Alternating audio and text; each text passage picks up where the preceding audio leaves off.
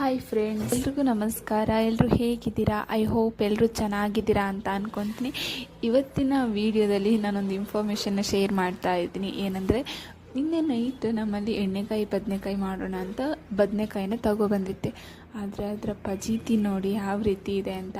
ನಾನು ಯಾವುದು ಒಳ್ಳೆಯದು ಚೆನ್ನಾಗಿದೆ ಅದನ್ನೇ ಆರಿಸಿ ತಗೊಬಂದಿದ್ದೆ.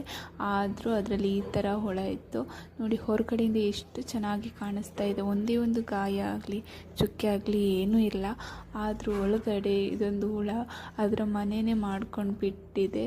ಸೊ ಯಾರಾದರೂ ಬದನೆಕಾಯಿನ ಹಾಕಿ ಸುಟ್ಟು ಚಟ್ನಿ ಎಲ್ಲ ಮಾಡ್ಕೊಳ್ತಾರೆ. ಯಾವುದೇ ರೀತಿ ಈ ಥರ ಬದನೆಕಾಯಿ ಯಾವುದೇ ತರಕಾರಿನ ಯೂಸ್ ಮಾಡ್ಕೊಳ್ಬೇಕಾದ್ರೆ ಈ ಥರ ಚೆನ್ನಾಗಿ ಕಟ್ ಮಾಡಿಕೊಂಡು ನೋಡಿ, ಆಮೇಲೆ ಚೆನ್ನಾಗಿ ವಾಶ್ ಮಾಡಿಕೊಂಡೇ ಯೂಸ್ ಮಾಡಿ. ಯಾಕಂದರೆ ನೋಡಿ, ಈ ಥರ ಎಲ್ಲ ಹುಳ ಇದ್ದರೆ ನಮ್ಗೆ ಗೊತ್ತೇ ಆಗಲ್ಲ. ಸೊ ಇಷ್ಟೇ ಫ್ರೆಂಡ್ಸ್, ವಿಡಿಯೋ ಇಷ್ಟ ಆಗಿದ್ರೆ ಪ್ಲೀಸ್ ಸಬ್ಸ್ಕ್ರೈಬ್ ಮಾಡಿ.